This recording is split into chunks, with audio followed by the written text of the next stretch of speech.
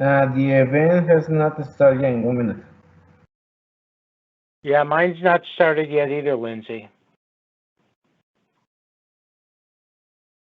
Okay, refresh. Something's happening. There we go. Yeah, I believe that. Okay, we are.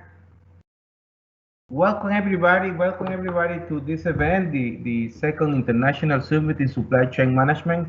I want to say thank you to the people that right now is with us from Mexico, or Honduras, Costa Rica, and Spain. The Department of Supply Chain Management of the College of Charleston is very proud to bring today three international speakers with a long career in the area of continuous improvement.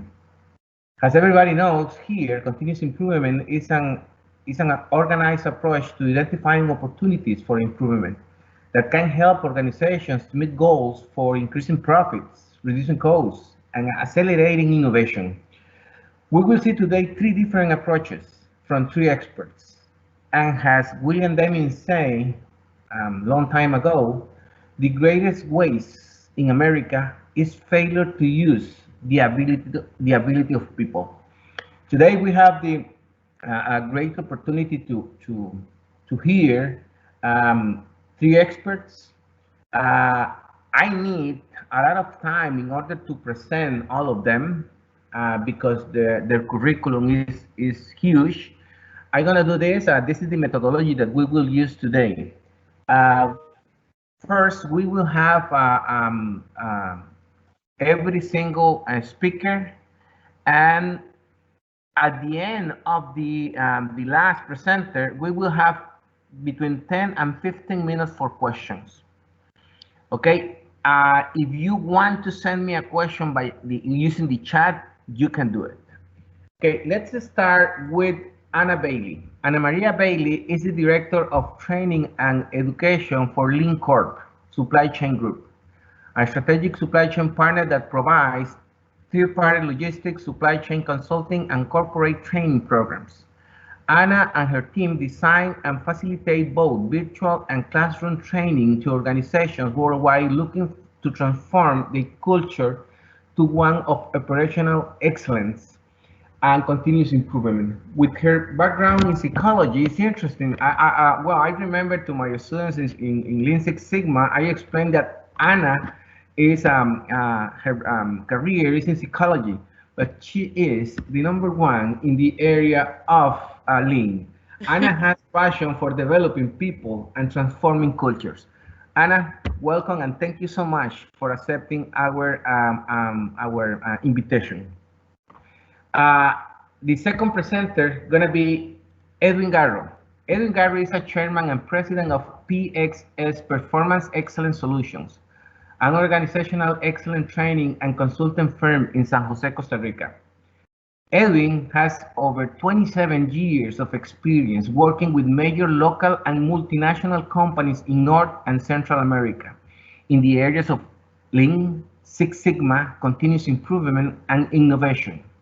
Since 2001, Edwin has prepared and mentored close to 2,000 professionals in statistics. Oh, he's a colleague in statistics, quality, Six Sigma, Lean, and innovation.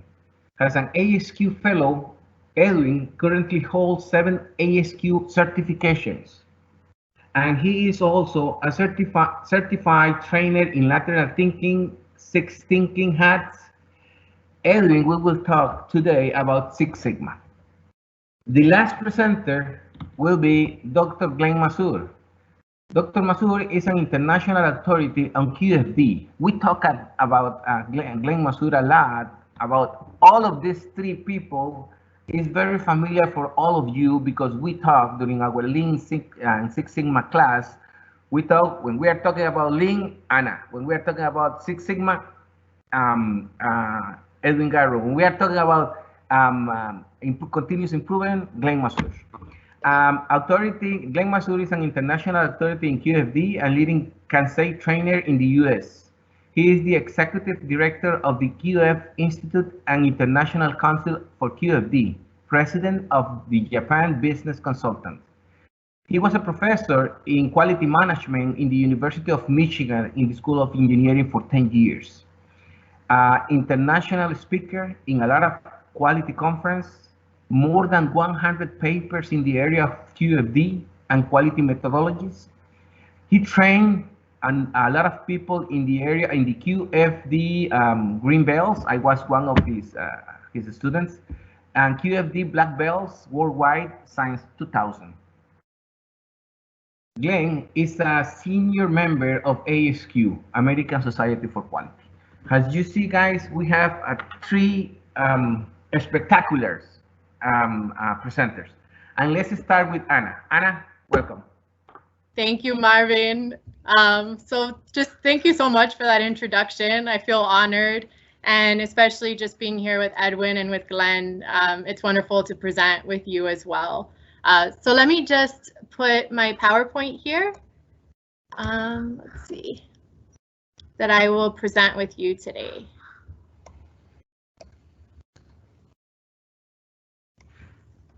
One second here, and you should be seeing a screen right now. And the screen says meaningful workplaces for value creation. And like Marvin was describing, today I'm coming to you to talk about one of my passions, and that passion is lean. So you might ask, why doesn't the screen, the title just say lean, right? Or lean for value creation. But the truth is there's this buzzword going around these days about meaningful workplaces. I was supposed to be at the Shingo conference this week presenting on meaningful workplaces. There's white papers, there's webinars, everyone's talking about that meaningful workplace. And we're definitely seeing it these days now through the pandemic and everything that we're going through. People just understanding, how do we create that meaningful workplace? But when we really understand the meaning and what creates work meaningful, all I can think about is lean and having that lean culture. So a meaningful workplace is a lean culture. It's an organization that supports lean. So today I'm going to speak to you all. I'm going to speak to you all about lean and what it means to me, especially from the standpoint of people and creating that culture of continuous improvement. In a very, one sentence, what is lean? We can see it right here. Lean is about maximizing customer value, right? So it's about maximizing customer value at the lowest total cost. So of course, not only a social experiment, but at the lowest total cost. So value for the business as well, all with respect for people. And the most important piece here is with respect for people. We can't continue to just provide value to the customer and reduce costs without thinking and incorporating our people first. Marvin mentioned at the very beginning of this, I tried to write the quote as fast as possible, but it says the greatest waste of all is not using the people, right? Or the abilities of our people. And that really resonates with this. Having that lean culture where we want to maximize customer value, we want to improve the business and lower costs, but we're using our people and their knowledge and their skills in order to do that. So 3 pieces here: customer value, who are our customers and what do they even expect? Many times I find that we don't even know that as an organization, what our customer truly expects and what they would consider as value. At the lowest total cost. So are we fulfilling those expectations in the safest and most efficient way, right? So a lot of us, we come to work to do a great job, but are we truly doing it the safest and most efficient way for our business? And then with respect for people, people have wonderful ideas, especially, the people that do the work every day. They know how to improve the process. So when we talk about process improvement and customer value, it's about incorporating people and their thoughts. So again, lean is about maximizing customer value at the lowest total cost, all with respect for people. And we think about customer value. So Marvin mentioned, I have a background in psychology, so I just love the culture side to lean. But all in all, there is an expectation from our customers that we are doing continuous improvement. And I work, the company I work with is a 3PL. So from a third-party logistics standpoint, you just Google and you understand what the industry is telling us when it comes to third-party logistics. And we can read right here, year over year, the State of 3PL white paper is published with the #1 reason customers fire providers is their lack of continuous improvement. So lean and continuous improvement isn't just something that would be nice to do, it's something that we absolutely need to do. Not only because it's the right thing, but because our customers value it and our customers expect it.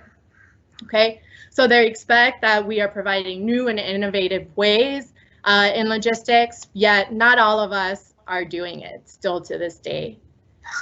These are studies that are published every day, but no matter what industry you're in, whether it's healthcare or food and beverage industry, or you're even in a law firm, finance, accounting, it doesn't matter where you are. I'm sure you can Google and find a business case for why continuous improvement is so important and is an expectation from your customers.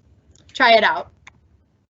So when it comes to customer value, like why can't we just provide continuous improvement all the time, or where do we even start? And it all goes down to the 8 wastes. And I know a lot of you have seen the 8 wastes before, and this is the center of continuous improvement and lean thinking. It's working with our teams to help them see waste. Understanding that every process that we do in order to provide that output to our customer is either made up of waste or it's value, right? We're either adding value or we're producing waste.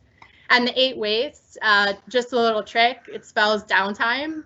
The 8 wastes are defects. So defects that we make in our processes. Overproduction, making or doing more than we need to do, or even doing it before than it needs to be done, right? So overproduction, and we see a lot of that in every process. Waiting, so waiting for something or waiting for information to be able to do that process. Not utilizing our talent, right? Or not utilizing our people. We're going to talk a lot about this today, and this is really the essence of lean thinking. It's how do we create a culture where we are asking the right questions to our people on continuous improvement, and we're involving them in continuous improvement. Transportation, moving something more than it needs to be moved. Inventory, we're saying, this isn't always too much inventory, but sometimes it's not enough inventory, right? So what's the right size of inventory that we should be holding? Motion, so you see this a lot with ergonomics. Our safety manager at LeanCor has been doing a lot of webinars these days just on helping us understand how to, sit right at our computer, because it's all about ergonomics. But many times we'll see that we don't even have all the material that we need in order to do our work around our work area. So we're moving back and forth unnecessarily to get the work done. And then extra processing, doing more than we need to do in order to get the process done, the job done. So the 8 wastes, and these are everywhere. And when it comes down to lean thinking, I always like to, let everyone know the first step in lean thinking and training your team and involving your team is just helping them see waste and helping them understand what they are. It might look a little bit like, hi team, here we're on a WebEx. What kind of waste have you already seen today when it comes to motion? And let's talk about that and see if we can improve it. So the 8 wastes, and the truth is there's waste everywhere. These 8 wastes apply to everything. It's just absolutely everywhere, and there's examples of it every day. Here's a true life example. I walked into a pharmacy, and I won't say what pharmacy this is, of course, out of respect, but I walked into a pharmacy and I see this. And It's just, for those that don't see the screen, maybe you're on the phone, imagine just a row of vitamins and every single price tag says buy one, get one free, buy one, get one free, buy one, get one free.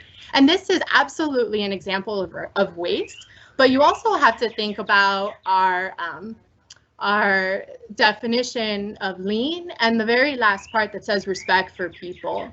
Somebody had to sit there and put all these little stickers on these buy one, get one free price tags. And you wonder why, right? Why does this exist? And there might be a million different reasons why something like this might exist. But what we find is that the reason why waste exists is because it covers up problems, right? It covers up problems that we're dealing with every day. Maybe, in this case, I'm not sure what the problem is, but maybe in this case, we have a system issue where all the prices are different and we just can't put one number on the system. Maybe it's a standard that was created 10 years ago because we had a defect in the process. Maybe we made one mistake, so we added this process. It can be a lot of different reasons, but what we find is that at the end of the day, we need to start to see waste and question, why is it this way? Why is it this way? So when we start to question, when I go around, I visit a lot of warehouses especially, and I go around and I ask, why do we do waste? Like, why are you doing the process this way? I usually get a lot of responses, but they usually kind of categorize themselves into 3 areas. And I can't tell you how many times I've heard these, and I'm sure all of you have as well. So the first is, I have ideas to make the process faster, but no one has ever asked for my opinion, okay? No one has ever asked for my opinion.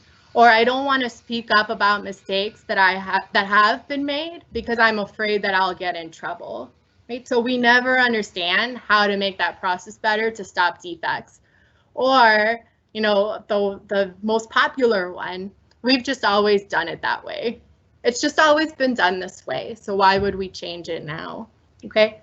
So there's so many ideas out there, but to improve the process, but are we doing enough within our organizations to really hear those ideas and involve our people in that culture of continuous improvement?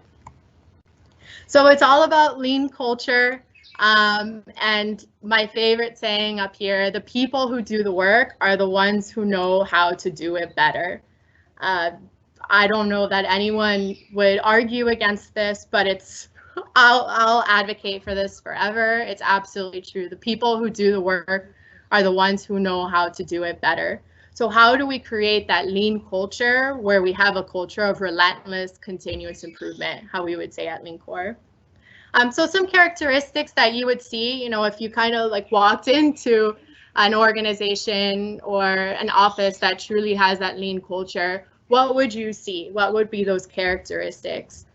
First off, there's a clear purpose.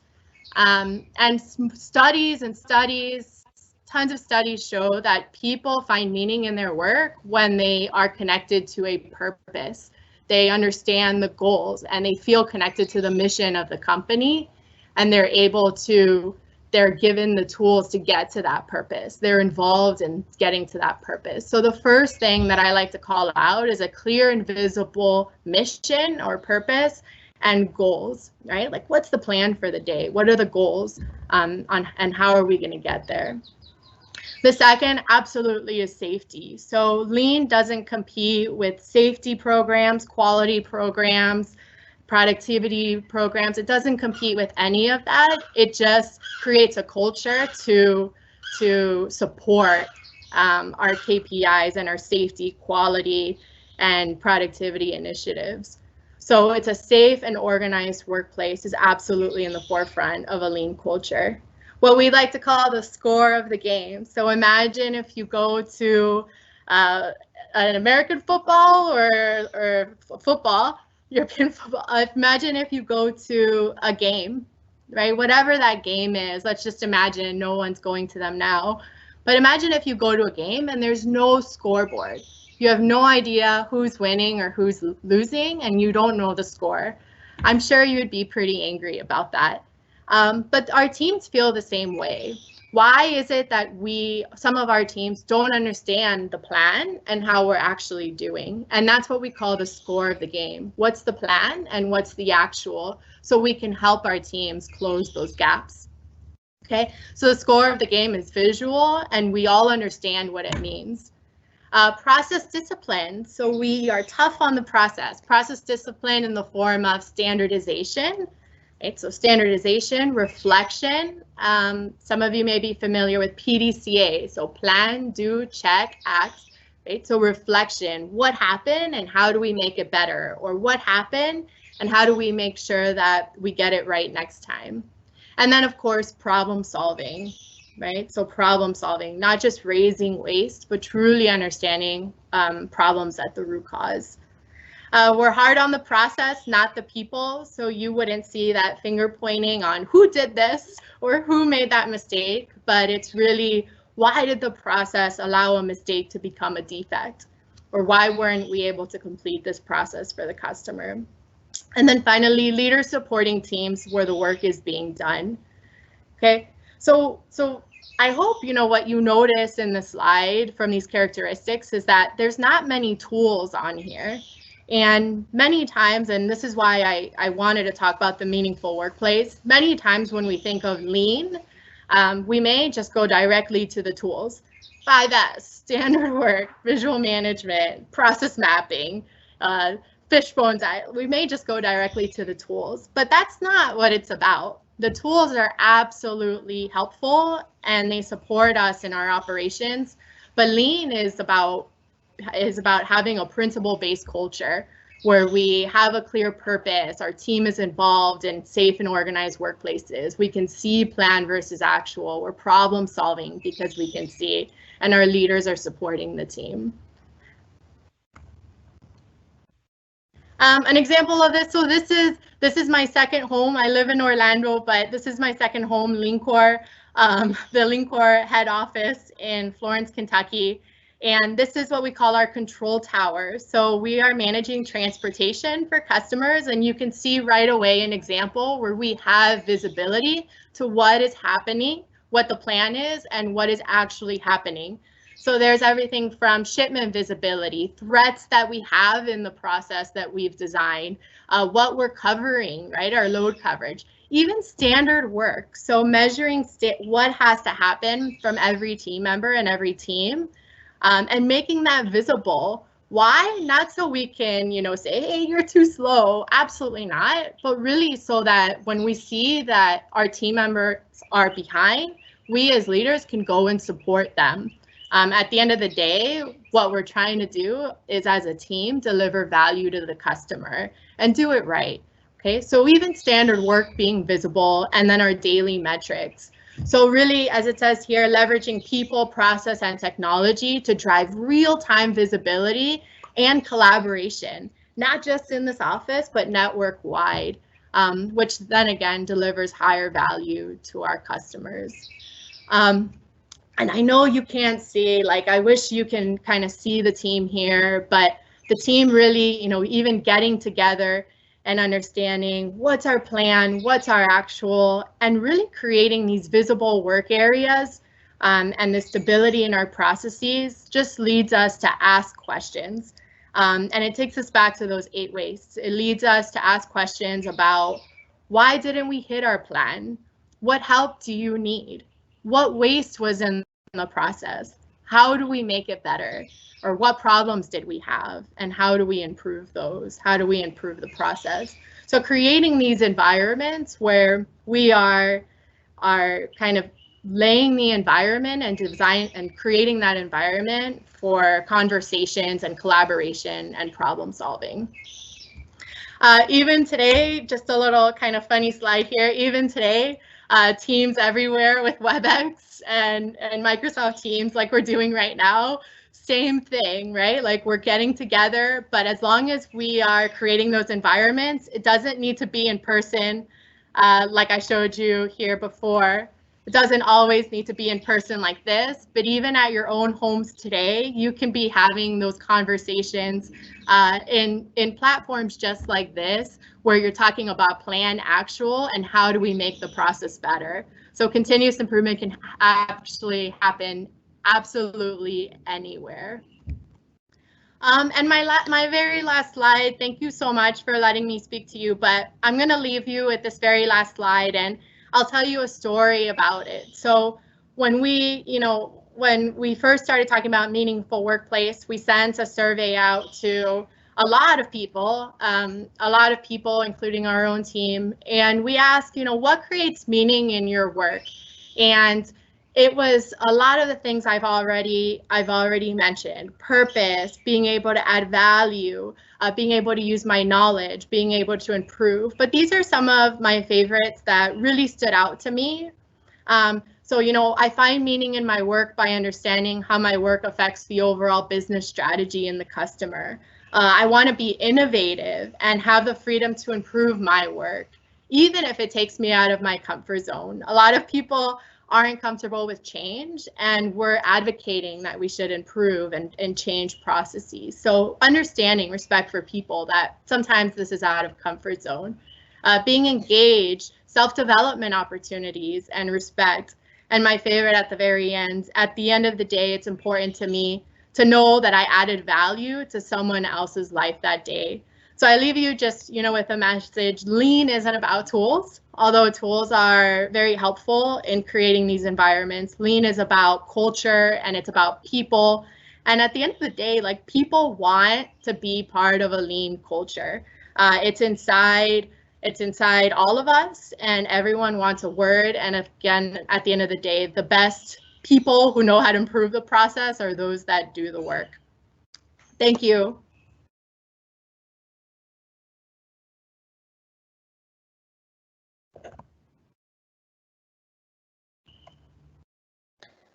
Okay, Anna, I think we're going to do a little bit of Q&A now, so I'm going to publish this question for you. All right. Okay. Hello. Oh, yeah. Hello. I received a couple of questions here for Anna, but I believe that the best way is at the end, maybe to create kind of discussion, because I believe that the question going to be also for Edwin, maybe in his presentation. Therefore, okay. We will continue with Edwin Garro right now. Okay, Edwin, your time. Okay, let me go to my presentation here. Are you sure you want to share? Yes.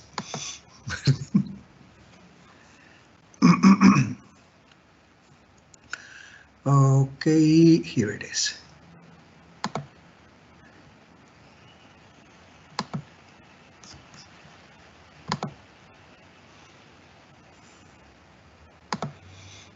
All right. So hopefully you're seeing my screen now, and something that says, whatever happened to Six Sigma. Are you seeing that? Marvin, just Yes. No, yeah, okay. Yes. Yes. Thanks a lot. Thanks a lot. So thank you for this opportunity. I'm really excited about here, or everywhere. I'm right. We are everywhere now, and this is such a small world. A year ago, I was in that office where Anna works in Kentucky, and I know half of the people there. I don't remember their names, but I know half of. I remember talking with half of them. And now that Anna mentioned the Shingo conference, I didn't even remember that it was supposed to be this week. I did remember that Anna was going to be a presenter in the conference, and that I was probably the one person who was going to present Anna in her presentation. That's wonderful. Yeah. I didn't know that. So this is such a small and crazy world. So we're going to talk about what's going on in the world of Six Sigma, because it's there's a lot of evolution in Six Sigma. It is not what it used to be, or it is not what it never was. Let's put it like that. Okay, so let me start with my first slide. My slides are not that good, but they serve a purpose. Okay, so over the years, Six Sigma never really had one definition, and I think that's still true for today. It's not a single definition. By the way, I'm in Costa Rica. Okay, talking about being around the world. Okay, so one of the definitions, one of the early definitions, let's say, was that, okay, the first one here, that it was a method that provides, or it is a method that provides organizations tools to improve the capability of their business processes. Okay. Or another definition says that it's a philosophical perspective that views all work as processes that can be defined, measured, analyzed, improved, and controlled. Okay. A third definition would say that it's a set of qualitative and quantitative techniques and tools. But we Six Sigma professionals have never agreed on what is that tool set or that toolbox. And for me, my definition of that toolbox is that it's completely open, that it's always open, and that is part of why Six Sigma is still alive after more than 30 years. And also, sometimes we like to use it as a metric that actually strives for perfection. 3.4 defects per million opportunities. We're not going to go into the opportunity part because that's crazy. Accounting for a 1 sigma shift, which is even crazier when we account for the 1.5 sigma shift. Basically, what we were trying to say was this, that if we work really hard into decreasing our variation according to some sort of specification, some requirement from the customer. If we really work hard doing that, then we're going to serve the customer most of the time. So many times we're going to be right that instead of measuring in percentages, we're going to measure now in parts per million. Okay.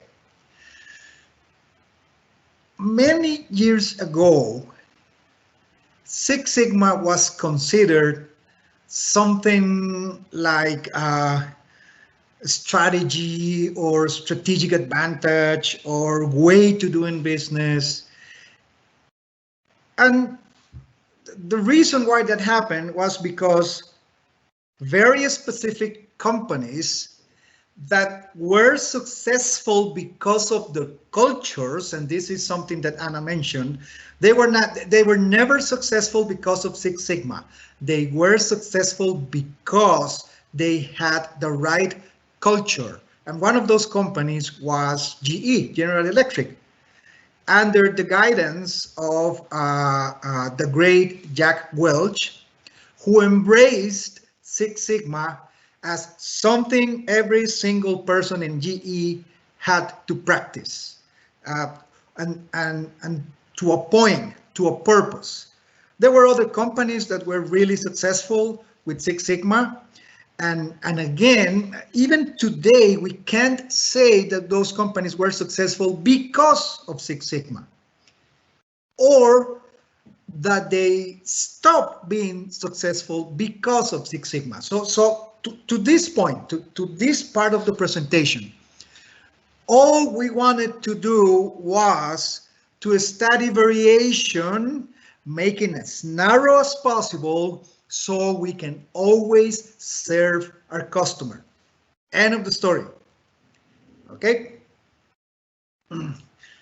So what's happening now with Six Sigma? What is it now? So I don't think it's a philosophy. I don't think it's a strategy for a company. I don't think it's a way to do business. For me, it's becoming a skill. Six Sigma. So being a green belt or a black belt in Six Sigma is becoming a critical thinking, problem solving skill. That's it. And I have proof about it.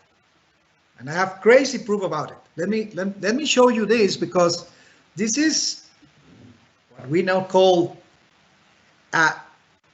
anecdotal information about a really cool thing that happened to me about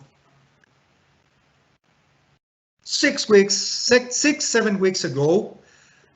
Last time I was allowed to travel before we entered, as a friend of mine says, before the world stopped. Okay, so I was in Google headquarters, coolest place in the world. Okay, and I always say that it looks more like a college campus, and it also looks like nobody's working there. Okay. So my host, the president of the American Society for Quality, my friend Austin Lin, happens to be an executive in Google. And he told us, the group of the board of directors of ASQ, he told us this: you guys know what is the most popular training or course in Google right now? We thought, probably Agile or a new computer language or something crazy like that. And he said, you're not going to believe this, but the most popular training right now in Google is Six Sigma. Wow. Why? Because we're talking, and we're going to see this in a few slides, we're talking about something that actually has lots of enemies in the world. So why something that is 30 plus years old, something that many people consider that is not working any longer, it's a very popular course in Google? And the answer is this.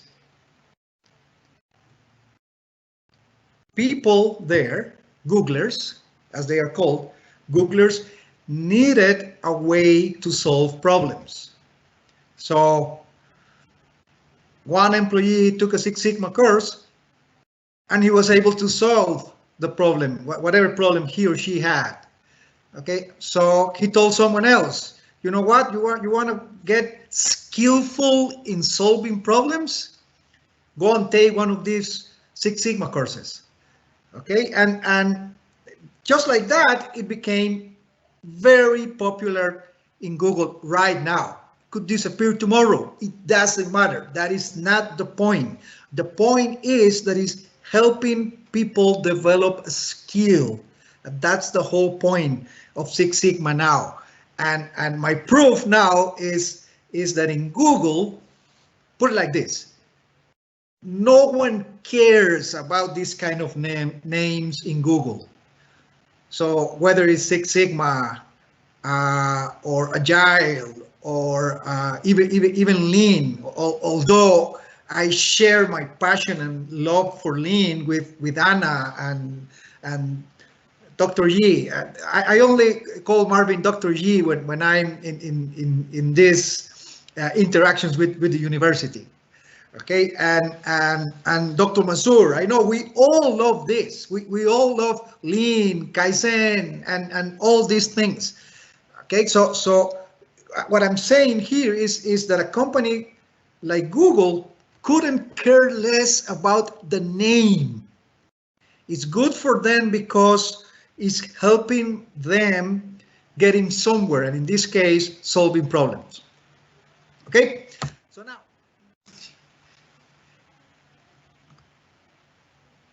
at some point in our lives, every single project used to look like this. Like a linear project, a waterfall project, complicated, big projects. So we used to use the same methodology for all types of projects. But now we know that we have three very distinctive types of projects that each one has a different way or methodology or methodologies to actually make the approach to have a successful project. We still have and will always have linear projects, PERT-based, Gantt-based, waterfall-based, complicated construction projects, okay, big projects, infrastructure projects. But we also have something that we now call like this, EVO projects, evolutionary projects. And the kind of project that goes into EVO projects is precisely our problem-solving type of project. Okay, anything that requires to understand the root cause, anything that requires to go deep in what is going on, and anything that could be improved later now follows into the EVO approach. So every time we use PDCA or A3 or DMAIC, the venerated Six Sigma cycle, define, measure, analyze, improve, control. So those kind of evolutionary projects that we can put under the umbrella of Kaizen, continuous improvement, everybody improving everything, everywhere, all the time. Okay, those are going to be EVO projects. So Six Sigma fits perfectly then in the EVO projects. But we have another one, and this is great, and it's the iterative kind of project that we relate to Agile. Okay, and let me tell you this: I'm studying for my Scrum Master certification. I have to recognize that I have to study more, but I'm supposed to take the exam soon. And let me tell you, we, the continuous improvement people, we, the Six Sigma people, remember that we have a huge toolbox. So we always welcome more tools. We always welcome new tools, because we never know which tool is going to be the right tool to serve our purpose of improving processes all the time. So, is there life for Six Sigma, even though you're going to see something later, even though some people keep killing it? Yes, there is life for Six Sigma, because it's a problem-solving skill that is out there for you people. Skill, remember that, it's a skill now, or at least it's my proposal, that is a skill. Okay, now let's put things together here, because Anna talked about Lean, I'm talking about Six Sigma. So for a second, let's ask this question. Is there such thing as Lean Six Sigma? Anna gave a great definition, so I don't need to repeat this definition, because it's actually about the same thing. Okay, customer is first, value for the customer is first. Okay, and our goal is to provide that value with zero waste. Excellent. Two philosophies? Maybe, because I don't think Six Sigma is any longer a philosophy, or I don't even think it was ever a philosophy.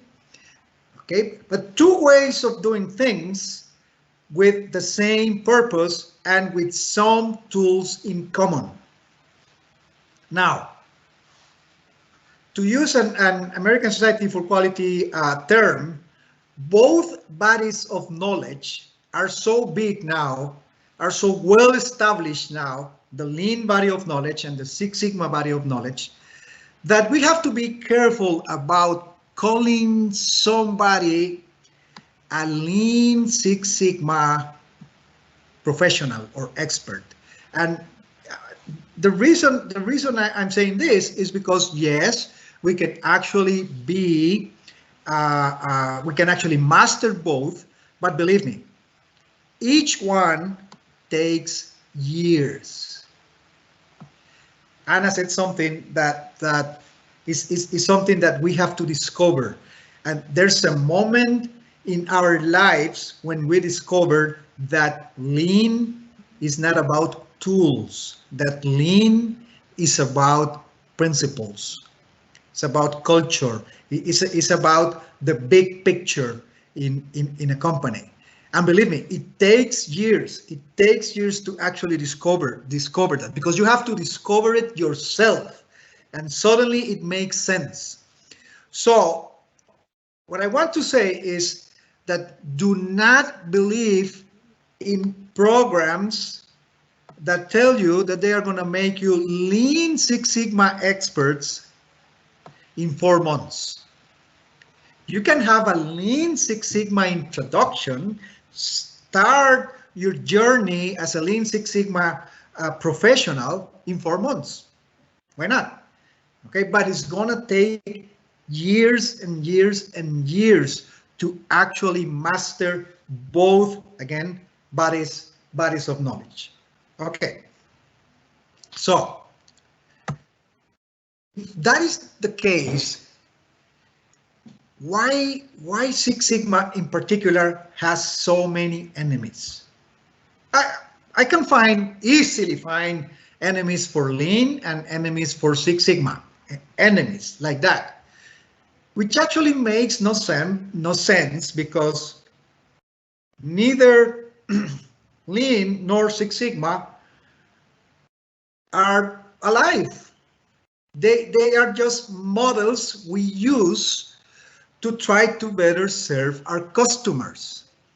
Okay, but if I make, if I go to the internet and Google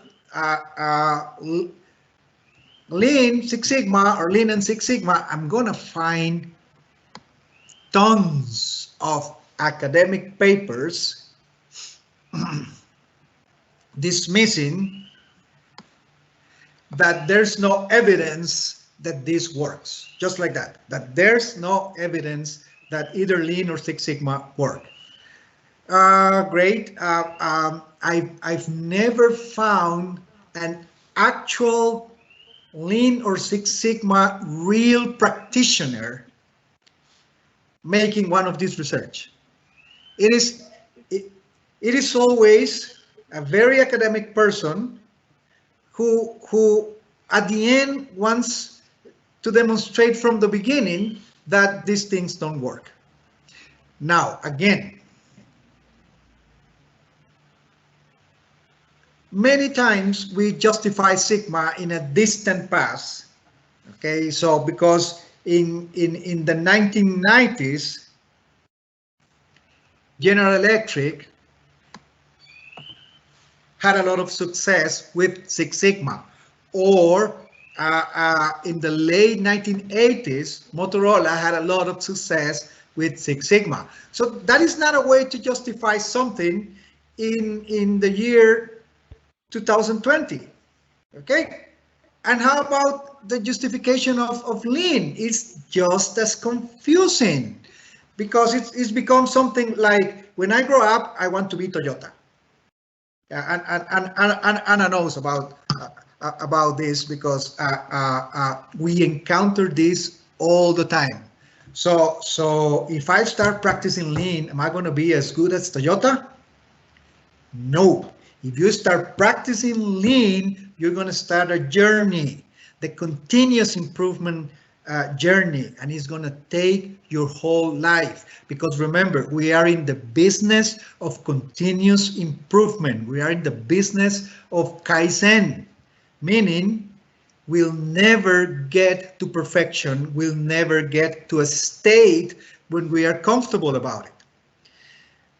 And another enemy is the constant worship of the new thing. Okay, so again, I started my Six Sigma journey in 1991. Okay, and a few years later, I started to see these, papers, articles in magazines, experts saying, Six Sigma doesn't work any longer. Lean doesn't work any longer.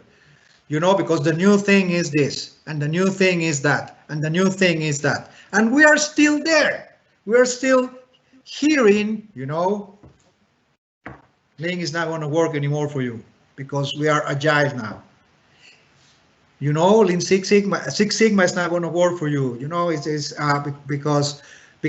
because, and I've heard this one, because of that, look at how in this bad shape that GE is right now. It's because of Six Sigma. Okay, that is not the case. That is not the case. Remember, we as professionals embrace these things because they allow us to provide more value to our customers. Okay, I think this is my last slide. So, the Six Sigma of last century, because it is last century, is not the Six Sigma of today.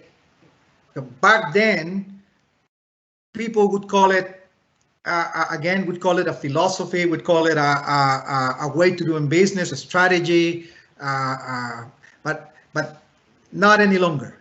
Okay, for me, and this is what I see. I don't see companies now having a Six Sigma strategy or having a Six Sigma, even a Six Sigma program. What we do is we have continuous improvement frameworks in the companies. We have continuous improvement cultures in companies. So Six Sigma, for me, again, has become a problem-solving skill. So you can still be a green belt or a black belt, and that's going to be marvelous for your career, for your professional career, because you're going to have this problem-solving skill. Again, the third one here, there is no instant Lean Six Sigma expert. It takes a long time to figure both out. Okay, and please take it easy. Don't waste your time. It's a waste. And remember, in Lean, we don't like waste. Okay, we strive to eliminate waste. Don't waste your time becoming a Six Sigma enemy. Makes no sense at all to become a Six Sigma enemy. So, in conclusion, add both Lean and Six Sigma to your personal toolbox as part of your own continuous improvement evolutionary learning. Okay, one thing that I'm going to finish with this thing. In '95, I had the chance to meet Dr. Yoji Akao, which I'm sure was very close to Dr. Mazur. Okay, for those of you who actually take notes, Dr. Akao was the creator of QFD. He invented QFD. I don't know if invented is the right word, but he came up with QFD. And one friend of mine asked him this question in a dinner that we had here in Costa Rica, by the way. He said, Dr. Akao, what is the secret of continuous improvement? You know, we were expecting this Zen-like, Buddhist, very Japanese answer. And let me show you what his answer was in the next slide. His answer was Post-its. That was it.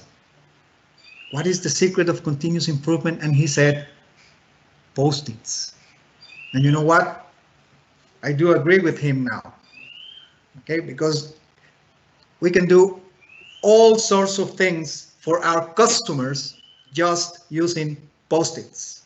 Okay, thanks a lot. I'm from Costa Rica, and those of you who know Dr. Yi know this phrase, pura vida. Thank you very much. Thank you, Edwin. Thank you very much for your presentation. I believe that most of the people know what the pura vida means in the College of Charleston, and I believe that some people already, we have some alumni here in the presentation today, and they came here because they remember you when we went to Costa Rica and with the Costa Rica study abroad. Thank you very much for your presentation, Edwin. We have some questions at the end. Lindsay is helping me with that. And now we have the honor to present Dr. Glenn Mazur. Dr. Mazur, are you there? I believe I am. Can you hear me? Yes, perfectly. Okay, well, we're having some, I'm having some video and connection problems, and so I'm going to ask Lindsay to manage my slides for me, if you would, Lindsay. And I'm getting a delay in what you actually put up, so if you can give me some feedback when the slide is up there, I would appreciate that. We should be up and ready to go now. Okay, well, I want to talk today. First, I want to thank everyone for joining us today for this opportunity to study, given the difficulties of travel and everything else. And I hope that I can provide some value for the time that you spend and make this a lean experience for you as well. And what I want to do is talk about what we call quality function deployment, or QFD, in a modern Six Sigma, Lean Six Sigma, or TQM, Total Quality Management ecosystem. And if you could go to slide number 4, let me talk just briefly about total quality management. One of my favorite teachers from Japan, Professor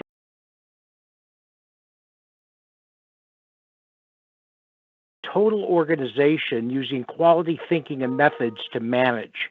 In other words, we've elevated it beyond managing quality in terms of measurable product characteristics and outputs, and actually managing the way every aspect, every layer of the organization manages. And if we can do this, we are able to achieve our cost targets. We are able to deliver inventory on time, and we're certainly seeing the problems with that now with the personal protection equipment in the medical industry.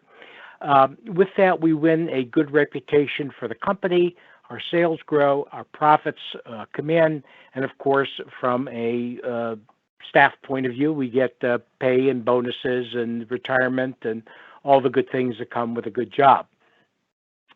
The concepts of modern quality are deep and broad.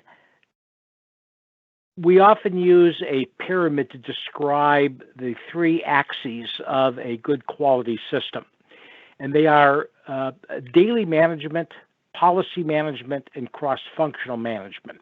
Now, daily management would be our z-axis. It's kind of coming out of the center of this pyramid here.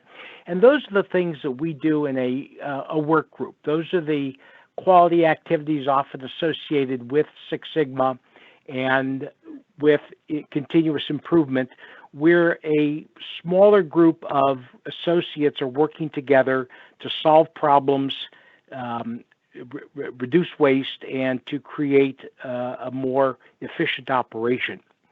Once we have the daily management activities in place, then we can start to look at strategic activities, often called policy management, which is the vertical axis of the pyramid, and that starts with a vision, a strategic vision, a future concept of where the organization should be going, and then deploys down and across the organization so that each member of each group knows their responsibilities to contribute to the whole.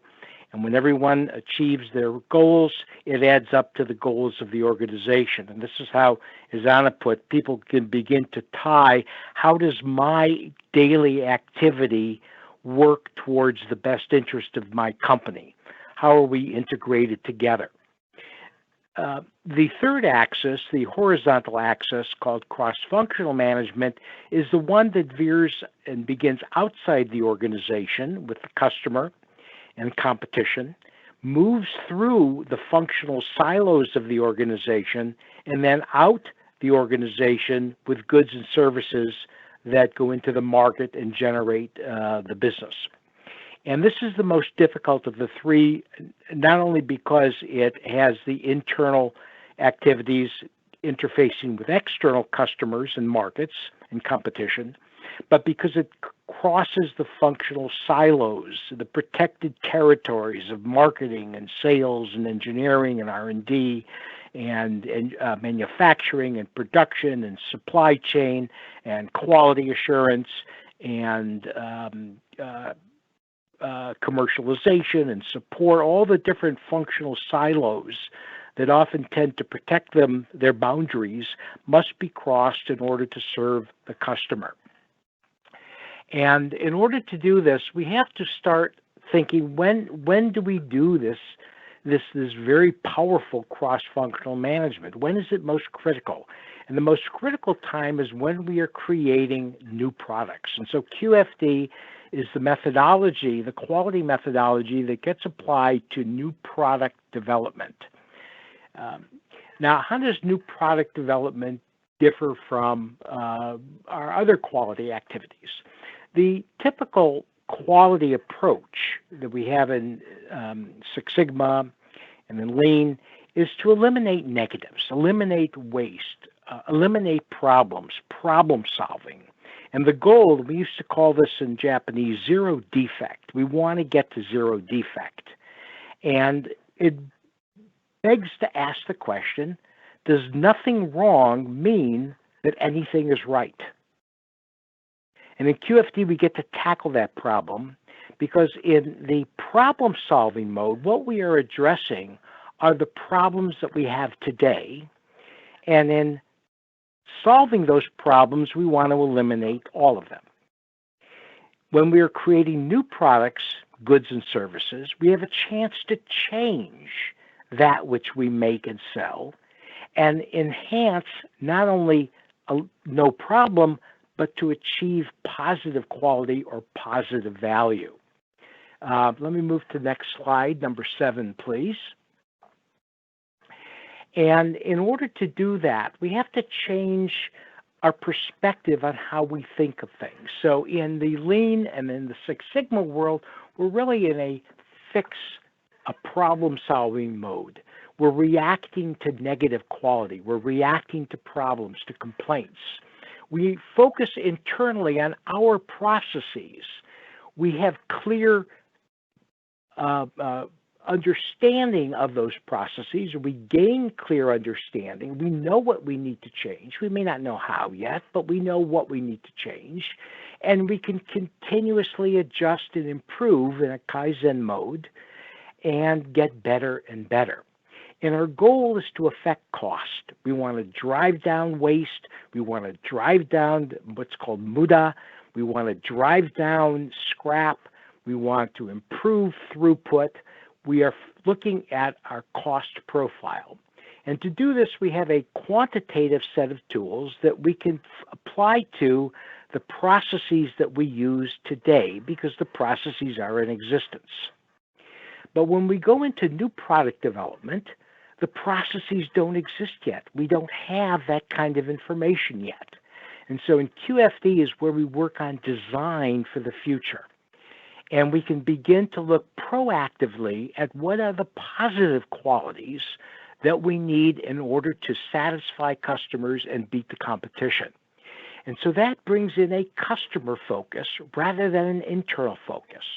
And with the customer focus, we now take our Six Sigma and our lean thinking and we apply it to the customer's workplace, the customer's jobs, and we focus on the customer's processes. But when we do that, we see that customers are often fuzzy about what their future requirements are going to be. They don't know their future. In many cases, they don't even understand their own processes.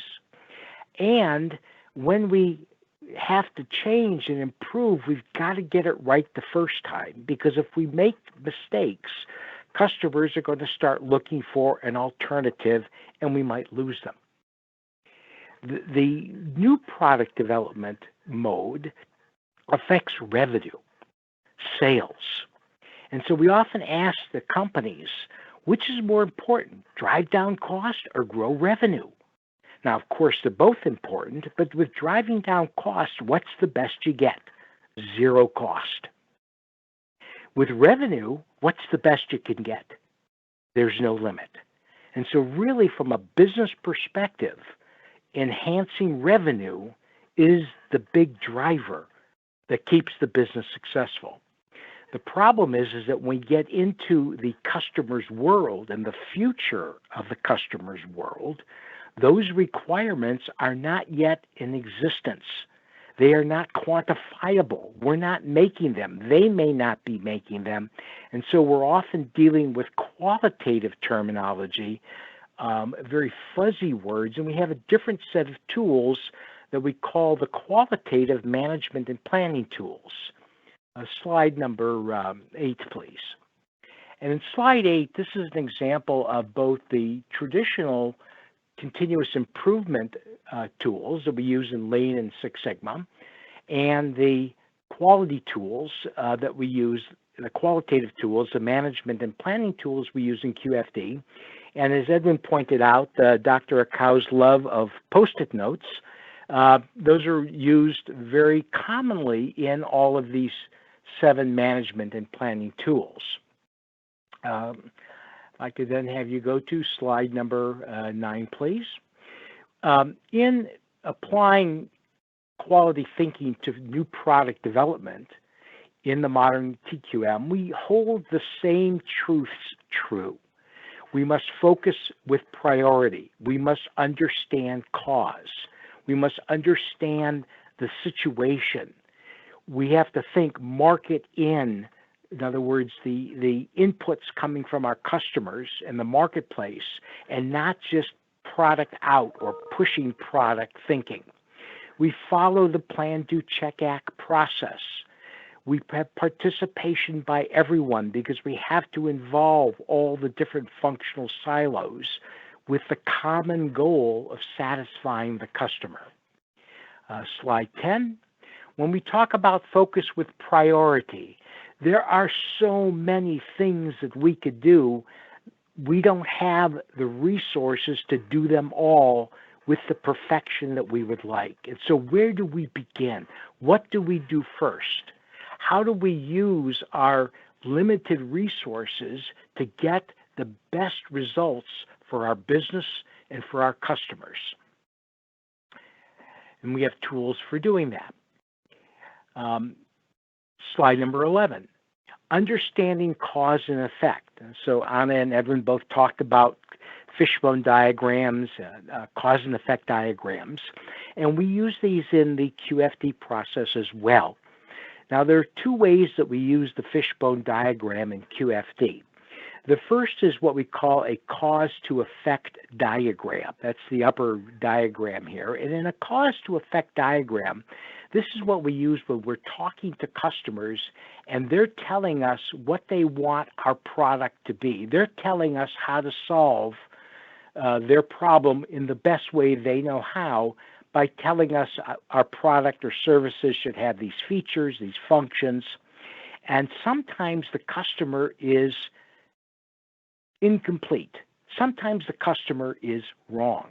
Sometimes the customer is thinking about the past while we're trying to invent the future. And so we use the cause to effect diagram to ask the customer, if we give you this feature, then what benefit would you get as an output? If we give you this causal factor, a feature, what is the positive effect that you're going to get? And so the fishbone diagrams in QFD are not about the root cause of a problem, but the root cause of success, the root cause of satisfaction.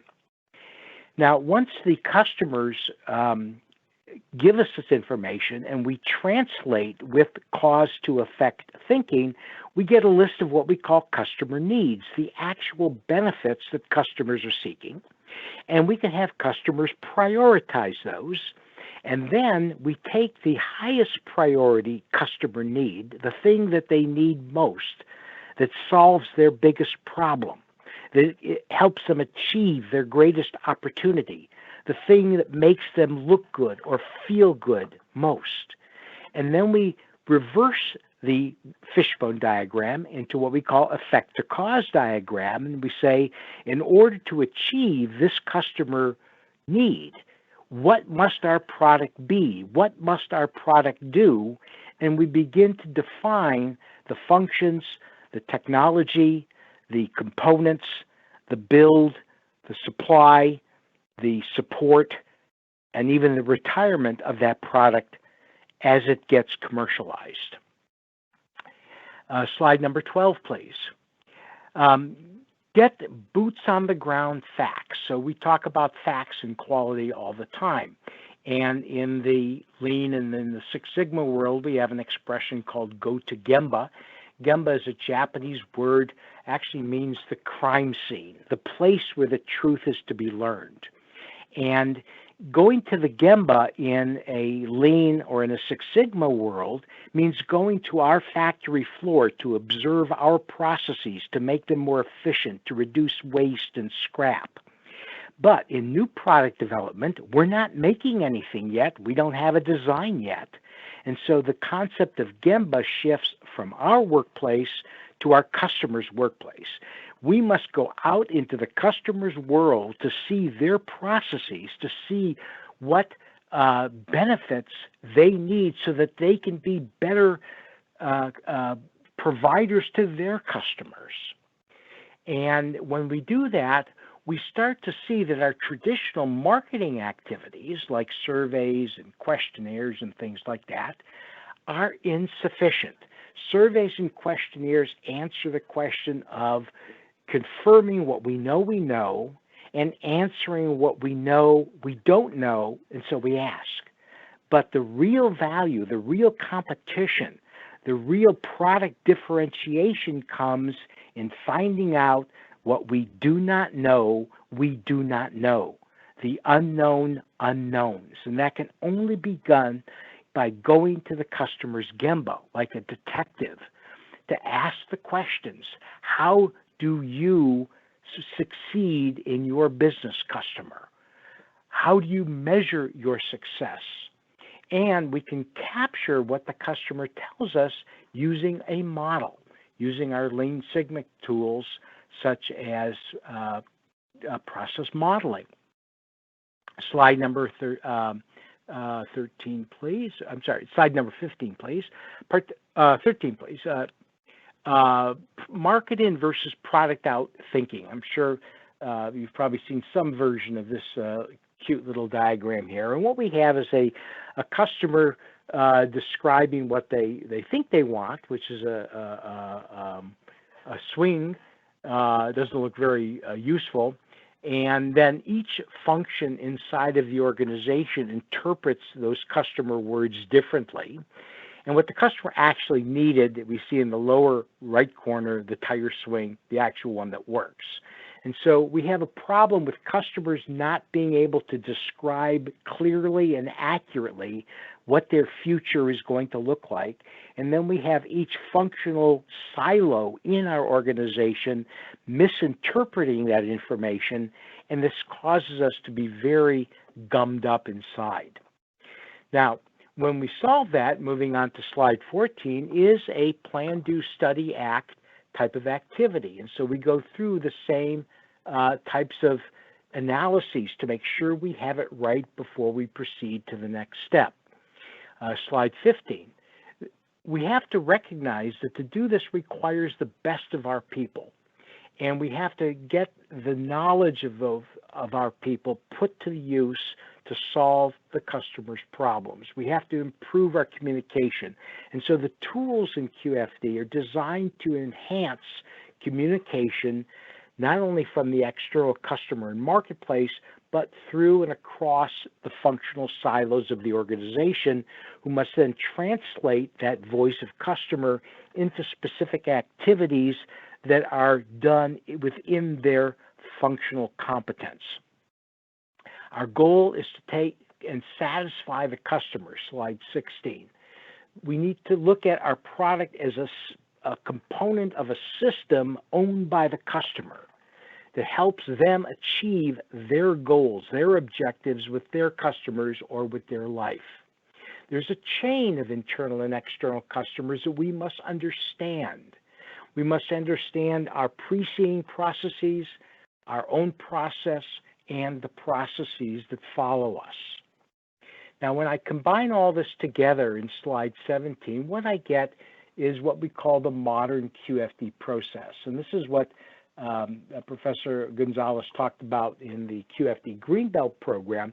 This is the model of QFD today. And you see in this flow chart a bunch of little boxes. And those little boxes begin in the upper left corner with the voice of the business, the goals, the strategy. And so actually in quality, where we often talk about customer being first, from a QFD perspective, it's actually our business first. If our business is not healthy, we cannot serve our customers in the long term.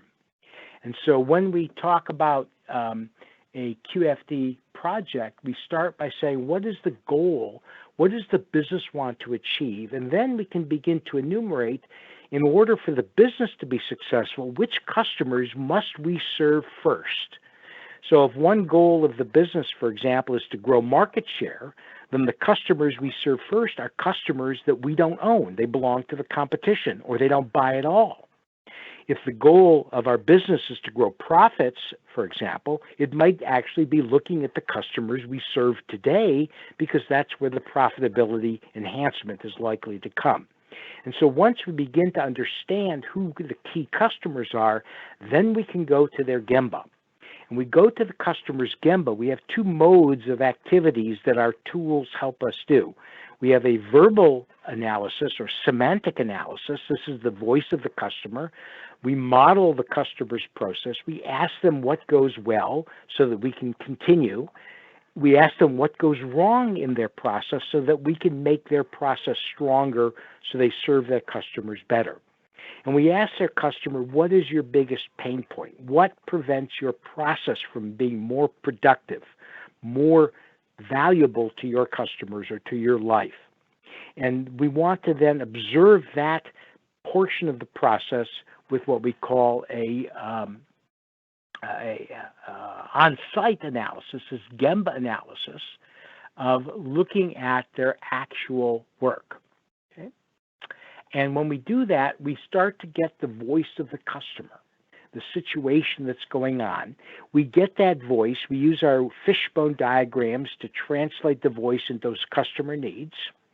And then we start to understand, of all the customer needs, what are their biggest goals? And we get the customers to tell us through a structured analysis, what are their top priorities? What are they doing now? What would they like to see the future look like?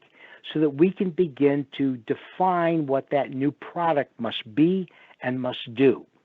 And then we focus on the key customer needs in developing the solution. And then we apply our continuous improvement to build on the middle important needs and the lower important needs through cyclical generations of new product introduction, so that we are always ahead of the competition, always providing value to our customers. Finally, on slide 18, there are some resources for you if you're interested in finding out, as Dr. Gonzalez talked about, the QFD Greenbelt training. We have the QFD Institute website here. If you're interested in case studies, on my personal website, there are several dozen case studies. And then I'm also helped write the ISO standard for QFD, and this is the way to access that standard. So thank you very much, and I'll turn this back over to Dr. Gonzalez. Thank you, Dr. Mazur. Thank you very much for your presentation, everybody. Now we have several questions, and Lindsay, can I see, because I believe that you have more control about the questions that is in the chat. I have one here. I can read one. There, Anna, are you there? Yeah. Yes. Okay. I have one question over here that is a very interesting question. I don't know if you can read it. Anna, I got this question, but thank you very much. US is an individualistic society, and the Lean concept, according to your presentation, is a teamwork. It is possible in an individualistic society to be successful in Lean? That's an interesting question, Anna. What do you think about that? That is an interesting question. So I guess it's a very difficult question, and I think that I don't completely agree with the US being it's a very general, absolute statement that the US is a very individualistic society.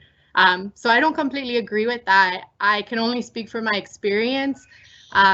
I've taught Lean, and I've worked with people in process improvement across the globe in many different countries, mostly in the US, but many countries as well. And I would say, yes, it's about teams, but at the end of the day, I think that no matter where you live and no matter what your culture may be, and how you've grown up, there's a sense in all of us that do want to be part of a team and want to hear our opinions heard and want to improve processes. So I'm not sure how to answer that because I don't completely agree with the question, but from my experience, I think that Lean is appreciated and it works, and people find respect in it, no matter where you are in the world. Okay, thank you, Anna. Edwin, I have a question for you here.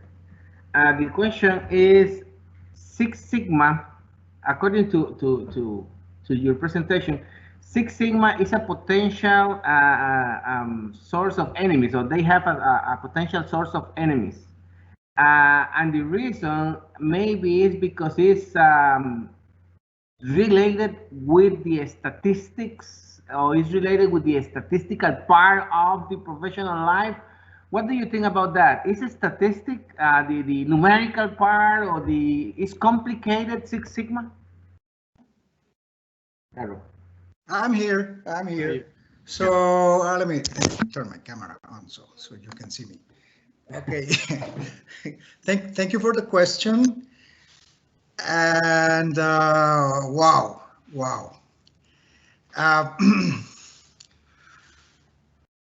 I have a friend. Her name is Christiana. She's a master black belt. And guess her profession, which is the same profession as Anna's. Psychology. She's a psychologist. Okay. She's one of the best facilitators I know in the world. And she's a master black belt. And she's not very good in statistics. Every time she facilitates a project, she makes sure that there's someone in the team that is good with the statistics. Okay, but that is Christiana. Okay, so let me tell you, this should be about statistical thinking, and something went wrong in our education, and instead of learning to love the scientific method and mathematics and statistics and work with numbers and facts, The education system actually created the opposite. It's like now.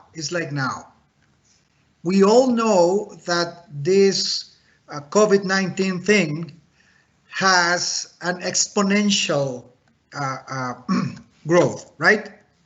However, ask somebody to explain what an exponential growth is, and we're probably going to get the wrong answer, because our minds are used to think in a linear growth. So let me try to finish and answer the question. We never really had a good chance or a good education system, and that's the same for the US, for Costa Rica, and for most countries in the world, who actually gave us the real value of mathematics and statistics. If that were the case, there'll be no enemies, because we would know that we actually need statistics for one thing, and that thing is to give us extra information about the situation, the problem, the design, anything, and with that information making sense of what's going on. Okay, I hope that answers the question. Yes, thank you, Edwin. I have another question. You know, the problem is I'm trying to see the questions in the email because we don't know how to do it here. But I have another question, and this question is for Dr. Mazur. Dr. Mazur, Lean QFD is a lean tool, according to my understanding. The problem that we have is collecting the customer expectation. With your experience, what is the best way to get reliable? So the best way to get a reliable understanding of the customer, is that the question? Yes. Go to Gemba. Go to the customer's life or work and see first person what they are trying to accomplish. Okay. Yeah, guys, if you, the other people, the students, and the people that is participating, if you consider that the answer that is given by the speakers is not enough, let me know. Send me an email or send me a text. Okay, I have another question here that is for Anna. I believe, Anna, how often is the term lean used as a camouflage term to get rid of unwanted processes and people? Oh, why do I get the hard questions? Yeah, well, I think it's a good question. Yes, so I have been to organizations where unfortunately team members have come up to me and said, I agree with what you're saying, but in everyday operational reality, 3 years or 2 years ago, our leaders leaned out our company and my friends and my peers and my colleagues were let go. So I think as leaders and as human beings, we just need to be very careful about the words that we use. And again, lean is about, it's a culture behind it. So, and it's principle based.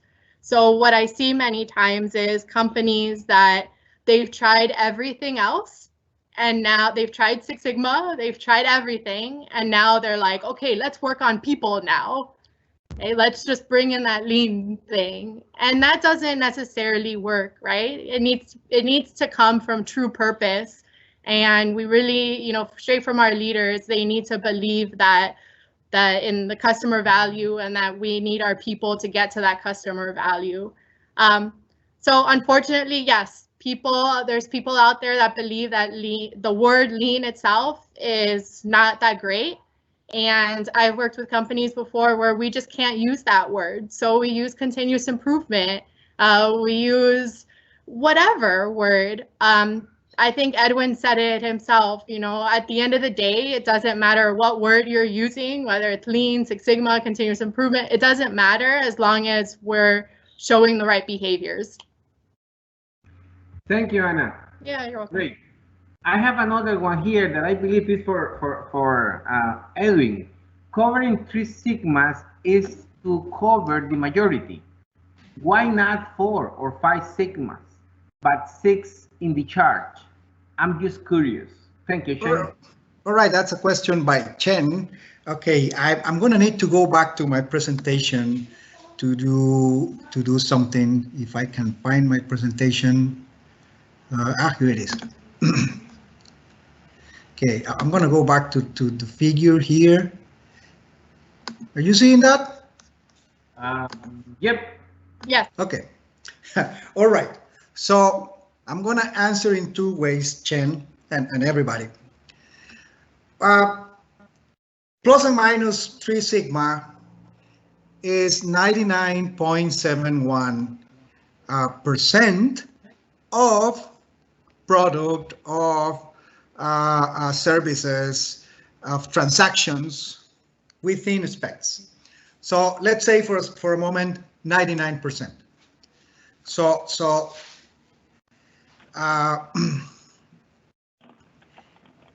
if we get to the 99% quality level, let's put it like that, that means that 99 out of 100 transactions, products, services, whatever, are going to be right, okay? So that other 1%, tell me, Chen, who's that one person who deserves a defect, a bad transaction? I don't want that person to be me. I don't want that person to be my wife. I don't want that person to be my grandma or my mother. I would like everybody always having the right product, the right service, the right transaction. So the 6 sigma thing, plus or minus 6 sigma, is kind of a way to say that we are aiming to perfection. But I gave you the marketing answer. That all customers deserve a good product.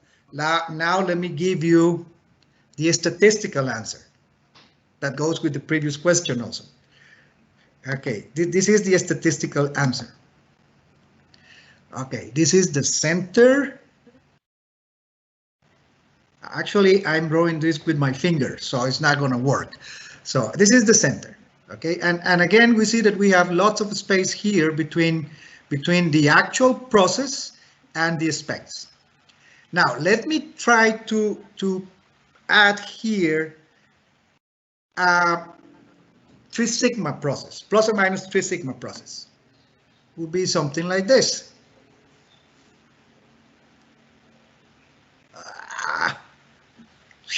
We made it. Okay. So plus or minus 3 sigma means 99.73% right all the time, which looks good, looks kind of good, right? But my first argument was that still leaving a lot of people in trouble there. You know what a good example is? That okay, good. Remember in the ancient world when we had airplane traveling, the quality level of luggage handling is about 4-something%. Okay, you know what that means? That still means that if you travel a lot, at least once a year, you're going to get to your destination, but not your luggage. That is not fair.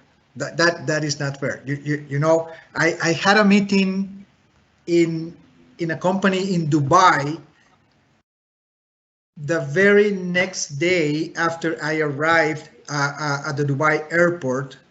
Okay, and I got there, but not my luggage. So it was the funniest business meeting because, you know, I was the proper expert talking about, actually it was about the Shingo price, talking about the Shingo model and how to do it with the Shingo model, but with Crocs. So I was the expert talking with Crocs, okay, because those were the only shoes I had. Okay, so check this, my friend Chen, check this, because this is what actually happens in life. You may remember that I mentioned something crazy that is called the 1.5 sigma shift, which is like this. And it means this. Over time, processes are going to deteriorate in some way, in some fashion. So when my 3 sigma, plus or minus 3 sigma process, when something goes wrong in my plus or minus 3 sigma process, this is going to happen.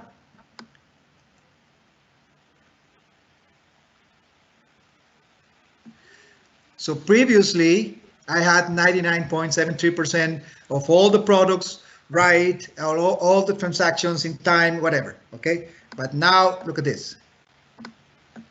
Everything here is out of spec.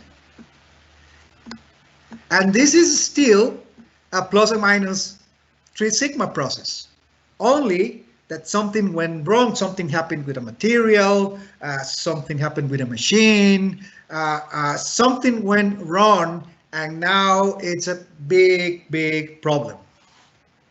Now, when I'm in the Six Sigma business, when I have my shift, which I have to expect something is going to go wrong at some point. When I have my shift, look what happens.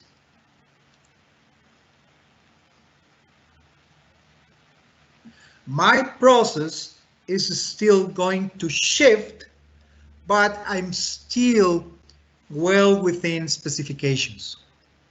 And actually, the 3.4 parts per million that that we like to tell everybody is after this shift, not when the whole thing is centered and new and beautiful and there's no problem. No, it's when that shift actually occurred. So that's my answer. Hopefully it was helpful for you, Chen. Thank you. Thank you, Garro. Edwin, thank you very much. I have another question that maybe Anna is for you. I believe it's for all of you. You know, the current situation that we have with the COVID. One question is COVID accelerating a company's need to become lean? It's interesting. What do you think, Anna? I think so. Yeah, I think that because of COVID, many companies are now seeing a lot of their weak spots, and they're seeing where we weren't applying as much pressure or where we have a lot of problems within our supply chains. So absolutely, I think that after COVID, and even now, but especially after COVID, many companies are going to start to rethink how they handle their supply chains and how they handle their processes every day, and how they handle their people as well. So yes, absolutely. We have another question. Thank you, Anna. We have another question here, and maybe it's the last one, because I know that you guys, I know that Dr. Mazur has another couple of big conference today. I know that Garro was working online last night with the people in Dubai, and I know that Anna is busy too in her training work. But I have one question here that came from Carlos Espinosa. Carlos Espinosa is one person from Honduras. He's doing his master's degree here in the United States. He's an engineer. I met Carlos some years ago, and his question is very common on him. He's a very curious person.